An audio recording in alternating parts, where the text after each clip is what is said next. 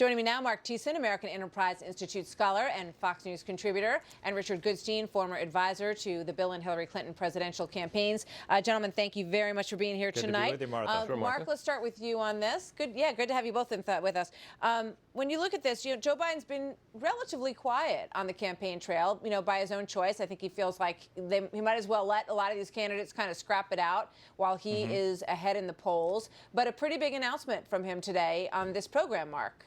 Very big announcement. And look, when I heard the news that he had a climate plan, I didn't know that Neil Kinnock had come up with a climate plan, because it sounds like Joe Biden plagiarized a lot of it, cutting and pasting from all these different climate groups into his plan. So I don't know how quite original it is, but he's damned if he does and damned if he doesn't, because he's caught in a pincer. If he doesn't go for a full Green New Deal, then he's going to alienate the far left of the Democratic Party that controls the nominating process. But if he does go full Green New Deal, then he's going to alienate the swing voters, working class swing voters in the industrialized Midwest that he has to win back to win back the presidency. The whole premise of Joe Biden's presidential campaign is that he's the guy who can win back those Obama-Biden voters in swing states like Pennsylvania and Ohio and Michigan and Wisconsin that switched to Donald Trump in 2016. Green New Deal is like political kryptonite to those people. They don't want anything to do with a Green New Deal. So he's sort of splitting the difference. He's got Green New Deal promises without Green New Deal funding. It's only $1.7 trillion in federal spending, which is a lot of money, but to the left today, that's a pittance. They want World War II level mobilization. You're in Normandy. They want to spend 40 to 50% of GDP on this problem, and Joe Biden isn't going anywhere near that. So he's trying to assuage the left, but not do it in a way that alienates those voters. So I guess the question is why, politically, right? So when you look at where he is right now, he's ahead in almost all of the polls, doing very well in the head-to-heads with President Trump as well. But what's in the horizon is the debate cycle that's going to kick in later this month. So is this, Richard Goodstein, sort of a way to stake out when the question on climate change comes, oh, yes, I have a plan, and I've rolled it out just a couple of weeks ago. Is that what's going on? Well, I think what's going on is that Joe Biden, and frankly every other Democratic presidential candidate, sees climate change as an issue in a way that's different the way that Marc sees it. They see it as something that really has the future of the planet at stake. It's not 12 years. The planet's not going to fizzle up and burn up in 12 years. But every community, look at the Corn Belt now, which they can't plant their seed. Look at the droughts and the fires and the hurricanes in Puerto Rico and Houston and Florida. This is not a joking issue, especially to millennials.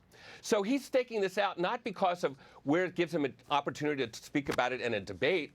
He's doing it because of what he believes in, as he did back when he was a senator in the 80s. He staked out ground on the climate issue before it was fashionable.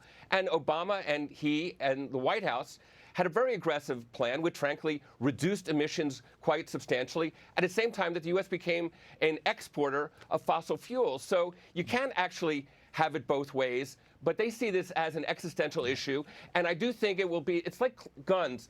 Years ago, Democrats wouldn't touch the gun control issue, and now they do because they see that the public has shifted a little bit, and I think we'll see next year whether the climate change is an issue like that.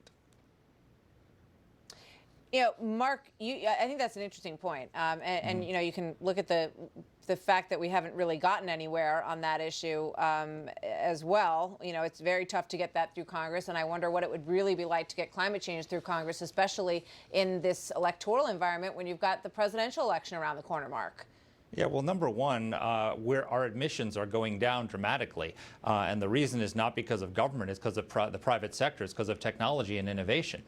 So, we're moving forward with addressing climate change through innovation, which is the way we should be doing it. But the problem, you're right, Richard, that the Obama-Biden administration did a lot, and what happened was in the industrial Midwest, 200,000 manufacturing jobs were lost on their watch. But Donald Trump has come into office, and there are 500,000 manufacturing jobs have been added. So these voters in these key swing states are looking at Biden's plan and they're thinking, do we want to go back to the war on fossil fuels, to the tax increases, to the regulations that drove our jobs away, when Donald Trump has lifted all those and all of a sudden manufacturing jobs are coming back, people without a high school education are at the lowest unemployment rate in history, do we want to go back to Obama-Biden and exactly what you're describing? Or, quite frankly, what Biden is proposing is even more dramatic. So I think this is electorally very bad for Joe Biden in a general election if he gets the nomination. Very quick thought, Richard. I got to go. Yeah, look, I think we're losing manufacturing jobs because robots and machines are taking over for humans. We're not losing manufacturing jobs. We're gaining jobs. Okay, but I'm just saying that's what was happening during the time, and this will be a test. And how do we get them back? I agree. This will be a test as to whether one party is standing up to deal with the issue of climate change, and the other is headed by a person who says climate change is a hoax. Not that we're going to do it a different way. He calls it a hoax. And that's a pretty clear difference. And we'll see. Maybe Donald Trump is right and the public believes it's a hoax. We will see. The polling suggests otherwise. All right, guys, thank you very much. Marc and Richard, Thanks, good to see you Martha. both tonight. More live coverage from Normandy when we come back.